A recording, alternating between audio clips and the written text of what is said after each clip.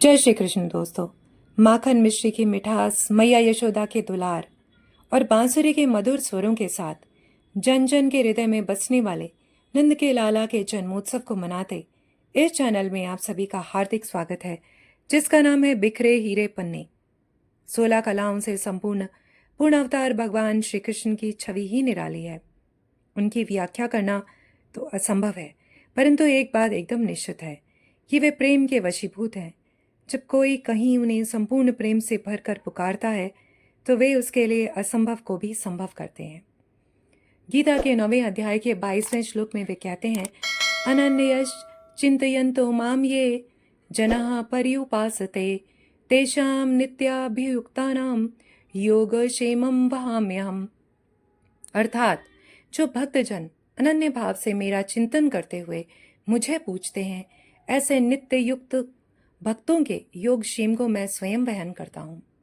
दोस्तों, सुदामा, द्रौपदी, अर्जुन, सूरदास, मीरा आदि भगवान के परम भक्तों की कहानियां तो आप सभी ने सुनी होंगी। आज मैं आपको भगवान श्री कृष्ण की एक ऐसी भक्ति गाथा सुनाने जा रही हूँ जो आधुनिक समय में घटित हुई। कैसे भगवान ने अपने एक आर्त भक्त की प्रार्थना सुनकर उसका मार्गदर्शन किया, यह कहानी सुनकर जानेंगे।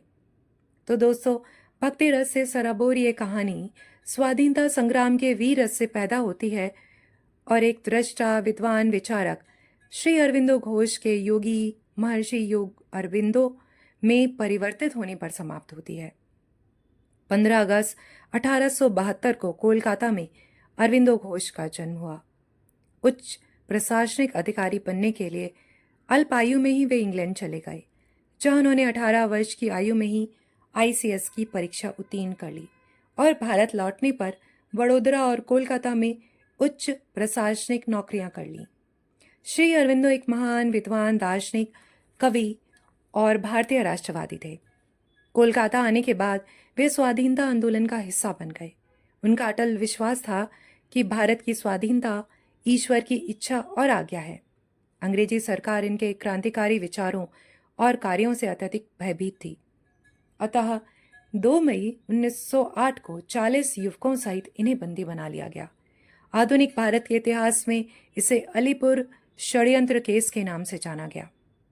जेल की यातनाओं और पीड़ाओं का मुकाबला दुनिया की कोई मुसीबत नहीं कर सकती। इन पीड़ाओं का वर्णन अरविंदो घोष ने अपनी जीवनी में किया है। 15 बाई 8 फुट की छोटी सी कोठरी, जहाँ सूरज की एक किरण भी नहीं आती, जानवरों से भी बदतर खाना मिलता जो निगला नहीं जाता। सैकड़ों प्रकार के कीड़े मकोड़े और चूहे रेंगते जो न कैदियों को लेटने देते और न बैठने। ऐसे अवसाद भरे वातावरण में श्री अरविंदो ने कातर होकर उस परम शक्ति को अपनी अंतरात्मा से पुकारा और उत्तर में उन्हें गीता का पाठ करने की प्रेरणा मिली।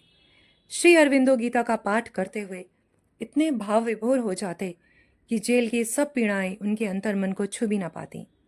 गीता में भक्तों की रक्षा के भगवान द्वारा दिए वचनों को पढ़कर वे कृष्ण भक्ति में लीन रहने लगे और गहन साधना करते करते एक दिन भगवान श्री कृष्ण के दर्शन पाकर श्री अरविंदो धन्य हो गए। इस दिव्य अनुभूति के बाद भगवान श्री कृष्ण की प्रेरणा से अरविंदो घोष योग और अध्यात्म के मार्ग के यात्री बन गए। दोस्तों, अंग्रेजों जैसी क्रूर जाति मानव के इतिहास में कभी नहीं हुई। ये तो भगवान की कृपा ही है कि 2 वर्ष के बाद अंग्रेजी सरकार ने उन्हें बाइज्जत बरी कर दिया। रिहा होने के बाद महर्षि अरविंदो ने प्रभु प्रेरणा से वेद, उपनिषद आदि ग्रंथों पर टीकाएं लिखी और योग साधना पर मौलिक ग्रंथ भी लिखे। 1926 में पांडिचेरी में उन्होंने अरविंदो आश्रम की स्थापना की, जिसे औरविला आश्रम भी कहते हैं। उन्हें इतिहासकारों ने देश की आध्यात्मिक क्रांति की पहली चिंगारी जलाने का श्रेय दिया। यह अद्भुत संयोग है कि देश को आज़ादी इनके जन्मदिन 15 अगस्त को ही मिली। 5 दिसंबर 1950 को श्री अरविंदो ने अपना शरीर त्याग दिया।